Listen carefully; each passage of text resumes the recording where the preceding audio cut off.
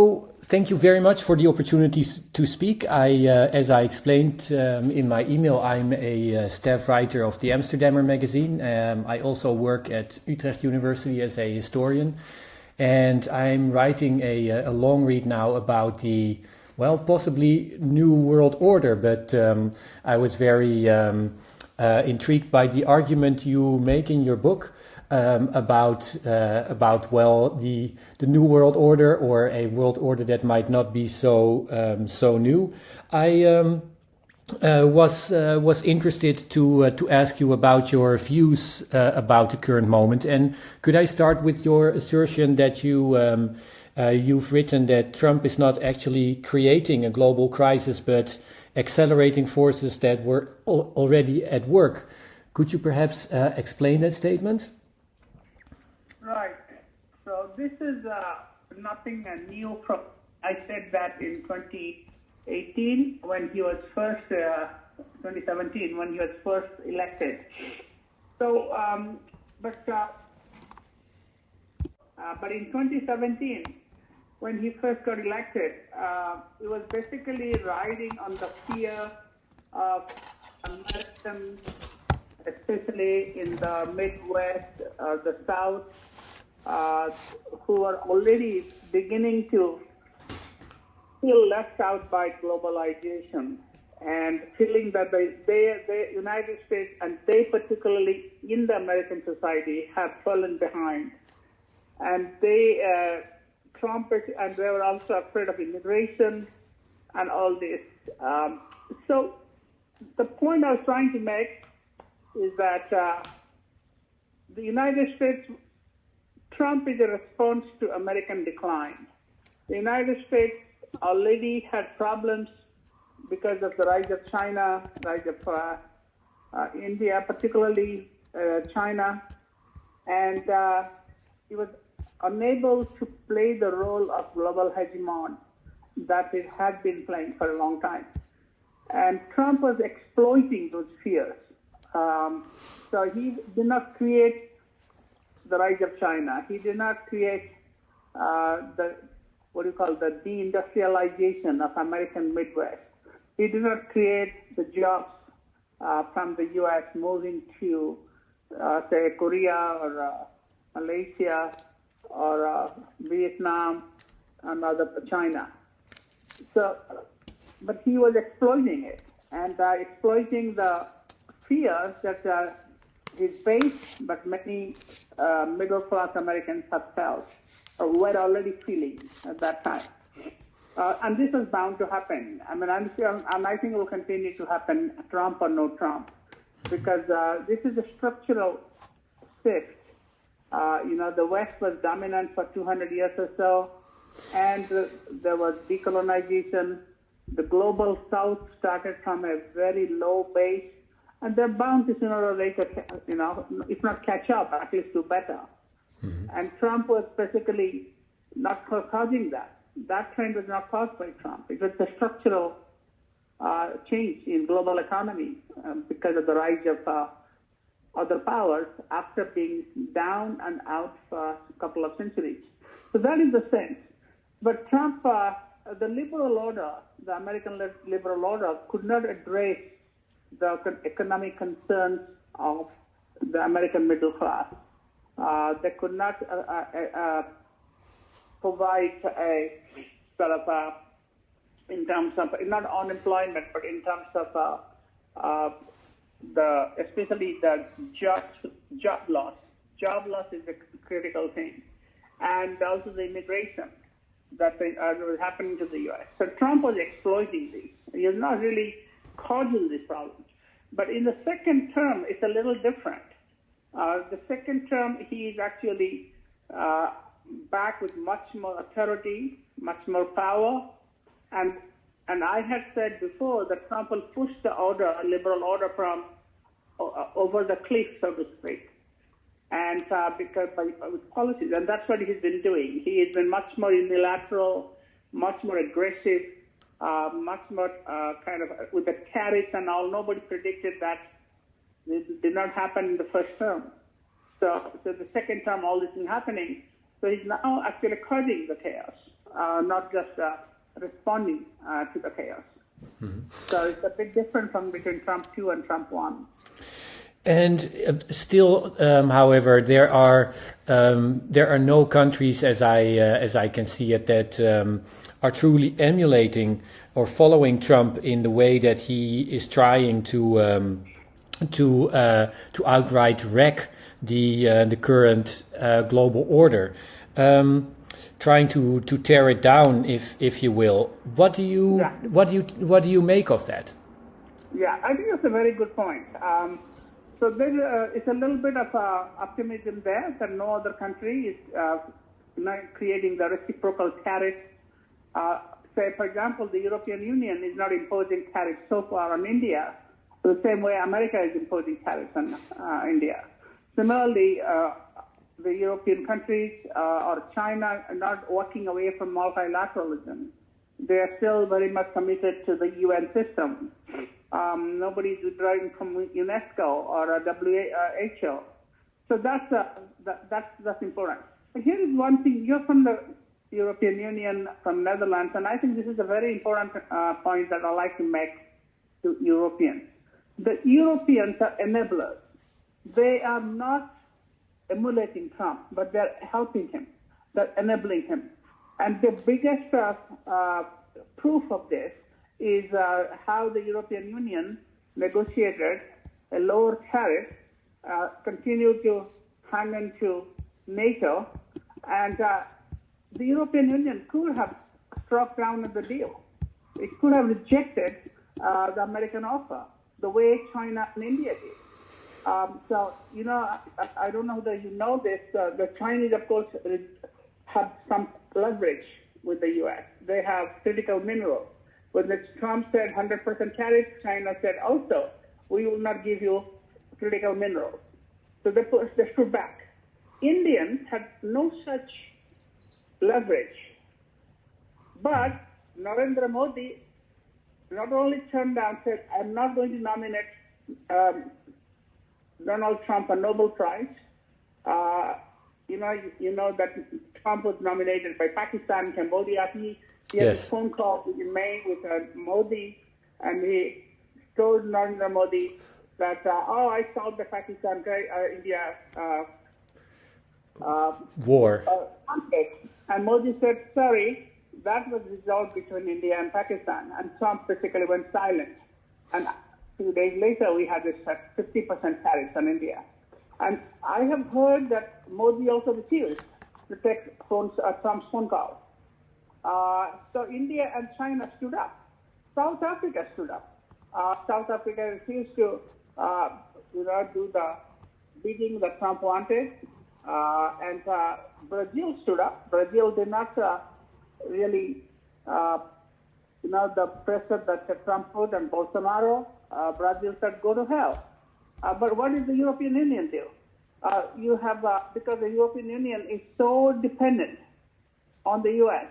for security, that you have a NATO Secretary General who calls Trump daddy. I'm sorry to say this. This is gross humiliation.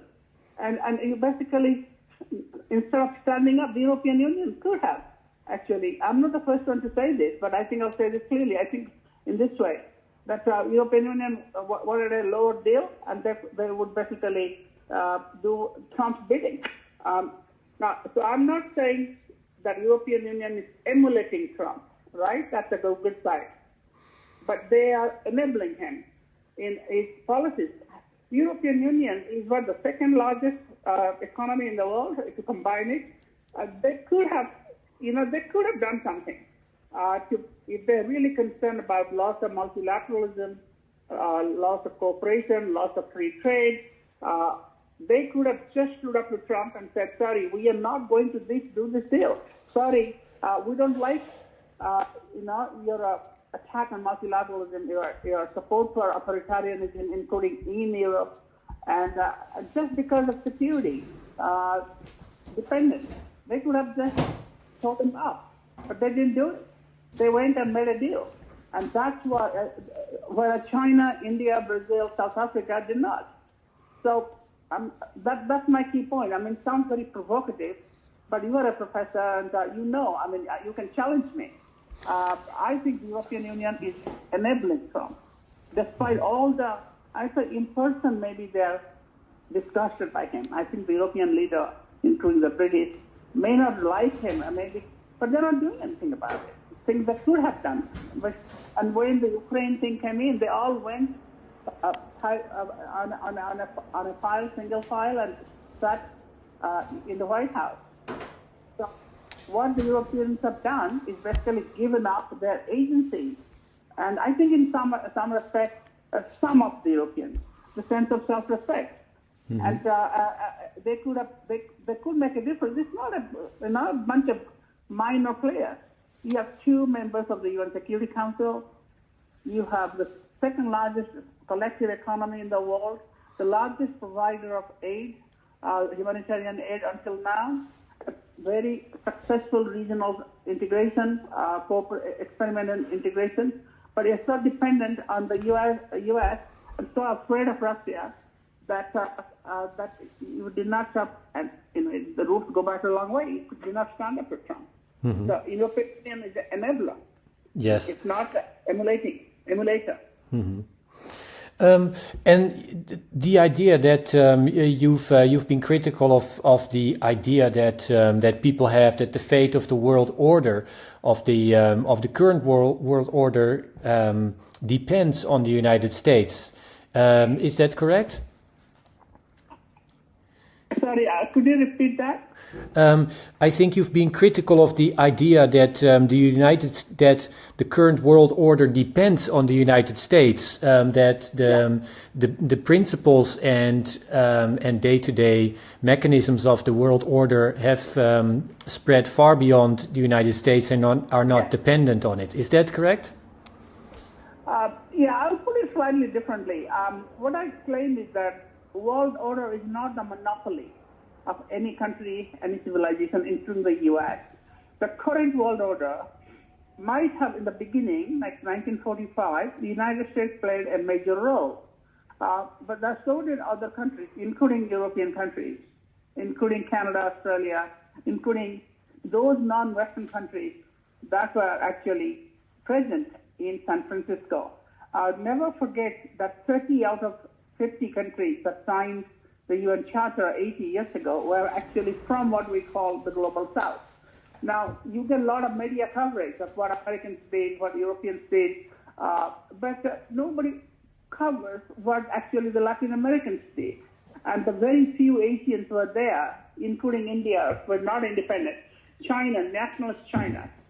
So they played a very important role at the middle level, maybe not as a committee chair, but certainly in promoting human rights norms in the UN, also economic development.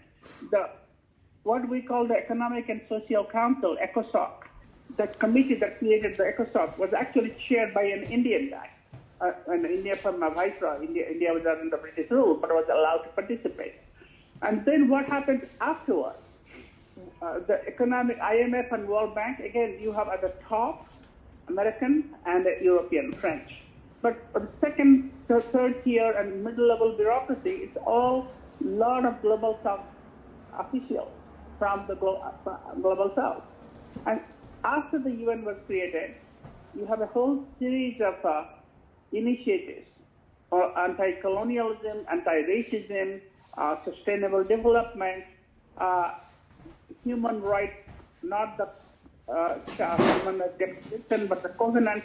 They're all led by Global South countries. UN peacekeeping, I just came back from the International Peace Institute in New York.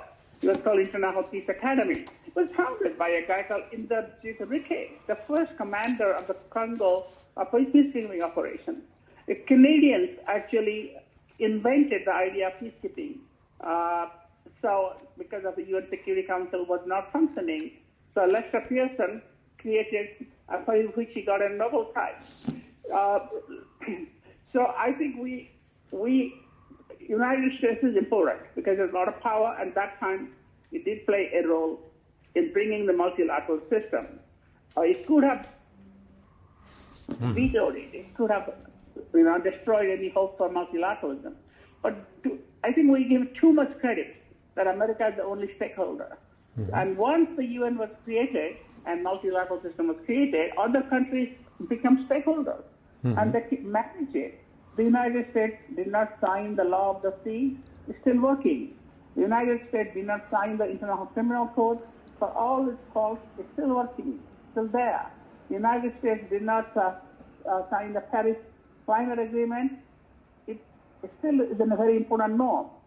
So I think we exaggerate the American role in managing the world order.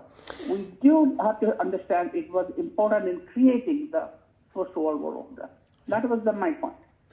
And if you think about the if you emphasize the United States truly reneging its role in the international system, do you believe that the world could go on as if with a sort of world -1 and G20 -1 scenario, that the United States will just opt out, but the world will continue under its current regime? Yeah, do you believe that? Yeah. That's an excellent question. I hope you are recording this. Are you? I hope you are, because I would like to hear this myself. Yes, I am. Things that come out of my mouth, and I think I may forget. Okay, that's again another very good question. So I personally don't think United States will stay out of the system forever. Okay, that's first thing. It depends on who is the president, and it's possible that Trumpism may outlive Trump. Okay, there are a lot of younger people who are being converted to the Trump ideology, make America great again. However, there's no other leader as charismatic, which has the same kind of visceral, kind of a blind attraction that Trump attracts. I don't think anybody can match it. I certainly don't see it at the moment. Secondly, so let's say that there will be another American president from Republican parties. And Republican Party has produced some great presidents and relatively moderate leaders, like the senior Judge Bush, not Judge W. Bush, Judge Herbert Walker Bush. You have also presidents like Eisenhower, relatively moderate. I don't think even you can compare Trump with any Republican president. George W. Bush, in many ways, was much more tolerant and you know, especially when it comes to tolerating migration and also not attacking the university, attacking the critiques, basically going after the critiques of the president of himself. So Trump, in that sense, is different, and a future Republican cannot be Trump. Then there will be possible that we have a centrist Democrat like Bill Clinton. It's not Barack Obama, at least Bill Clinton scenario. It's not impossible. They will reverse many of the policies. All it takes is another set of executive orders. Most of what Trump has done, for example, tariffs can be neutralized in the rest of executive orders, at least until now. So that's the American system, gives the president extraordinary power. Support for multilateralism also can be reversed. Now, I'm not saying everything Democrats did is good. Democrats also kept the war in Ukraine going. They also did not really, do much for the Israeli attack and atrocities in Gaza. Biden did not do anything. But Trump hasn't stopped things either. So yes, but we might see at least some of the things that some of us care about: multilateralism and tariffs, reviving, at least stopping the carnage of the world trade, the trade system can be reversed. And you're not American, I am American. We see actually Trump's main impact is actually at the domestic level, at the universities, at the, what you find in terms of costs to healthcare, or Medicare, Medicaid. So there are a lot of things that are happening at the domestic level that can also be reversed. There'll be again lawsuits and all these things, but nothing is impossible to reverse unless some of the things are legislated by Congress, not by executive order, but by Congress, and that will require a majority in both houses to reverse. And that might actually be difficult if Democrats don't get majority in both houses. That's one thing. The other thing is that Trump is not, what Trump is doing is in some ways exceptional than any American government presidents have done. So we have a situation where there is no checks and balances system. The United States was modeled after the Roman Republic. Basically, checks and balances. You have the Senate, you have the consul, and you have the public. So they will keep each other at check. The checks and balances system in the U.S. has collapsed. At the moment, Congress is not doing anything enabling Trump. The Supreme Court has a Republican majority, a conservative majority, which basically one after another giving Trump victories. And that's a very unusual situation in American history. It's not impossible. And that may not also stay. Even if you have a Republican president, doesn't mean you have a Republican Congress. That might change even next year. So let's hope that it will not be the same as Trump has done in the future American government. But I think it's a bit too soon, but I cannot give up hope. Unless, Trump basically goes for a third term and decides, he finds a way to manipulate the Constitution and goes for a third term, and then all of this is possible, by the way. But let's hope things will change. Mm-hmm. And a last question. You are a student of history, obviously. Do you think that in previous eras, when a certain system of international affairs broke down, that people were aware of that system breaking down or changing? Well, if you mean by your question, if you mean whether people realize what's happening as the system is collapsing, is that what you mean? Yes. Yeah. So today we live in a world of global media and social media, and we live in the communication age. So it's much more likely that more people know about what's happening in the world than ever before. And if they don't get it from the mainstream media, they get it from the social media. Some of it is very silly fake news, and a lot of the media coverage is very partisan, even among the major journals. It's hard to believe Wall Street Journal, who actually thought my book, got somebody to do a trashy review of the book and would not publish even a rejoinder for the silliest of reasons, because he said I was timed out, the editor was on leave. You have kind of very partisan media, and the partisan media was a global reach. I actually think Trump is right in some ways in calling out the kind of, I would say he calls it fake media. I would not call it fake. I call it partisan, frivolous, and very partisan media. Now that is not a necessarily good thing, but one where or the other you have more coverage of everything that's happening. That means people are more aware of things as they happen. And I think you'll find that the discussion about the collapsing or the decaying liberal order, the American-led order, is very much widespread than ever before. People know about it. But I think, are they going to do anything about it? That I am not sure. Because what is really astounding is that people are not really in the United States or generally, well, certainly in the U.S., there is so much acceptance of what's happening. I mean, there have been some, people criticize each other, but there's a fear of being censored. There's a self-censorship, fear of being, you go after, the government may go after you. So that fear is there. Actually, no other American president I can think of has been so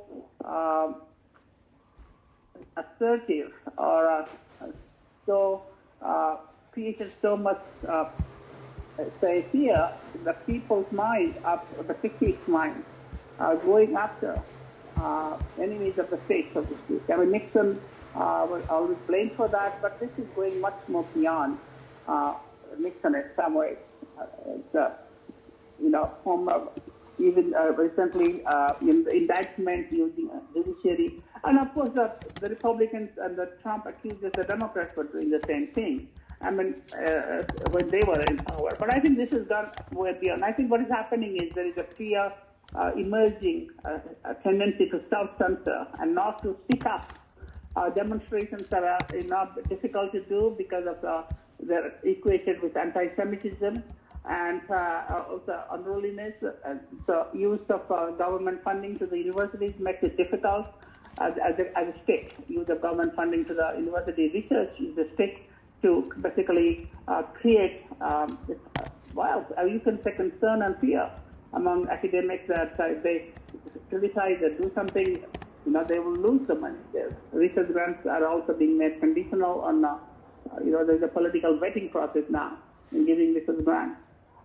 So all these things means that you certainly know about what's happening, but you cannot do very much about it, especially in the United States. In Europe, it may be different. I don't know the European country, in the West Europe in particular. You could have somebody like Trump. I hope not. I hope there is a right-wing, of course, surge in West European countries, but that's within limits. I don't see anything quite like what we see today. But I'm hoping that, there are, even with the Republican Party, not totally controlled by Trump, but that may change. There may be moderate Republicans. Maybe there will be another American Democrat president. So I would not give up on the United States.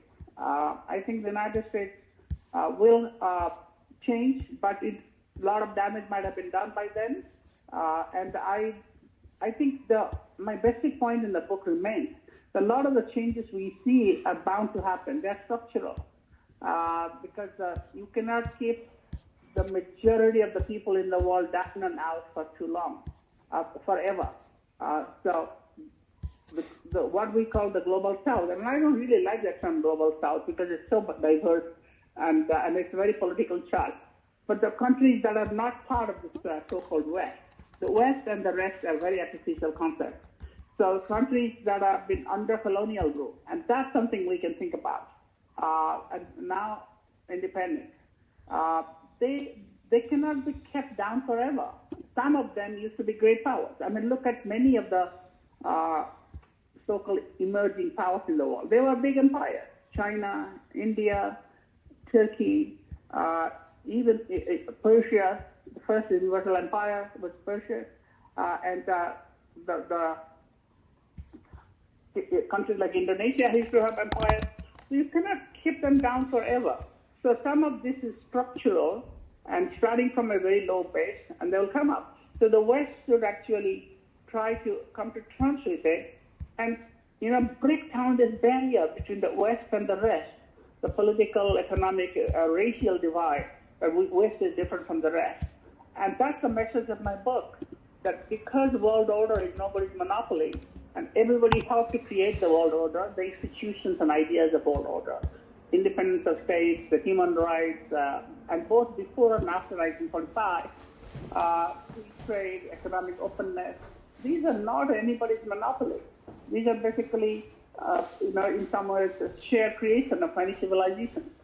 And that's why to have the West versus the rest doesn't make, it makes political, ideological sense, but there's no historical sense to me. And let's hope that it will end. Yes, well, thank you very, very much for your commentary.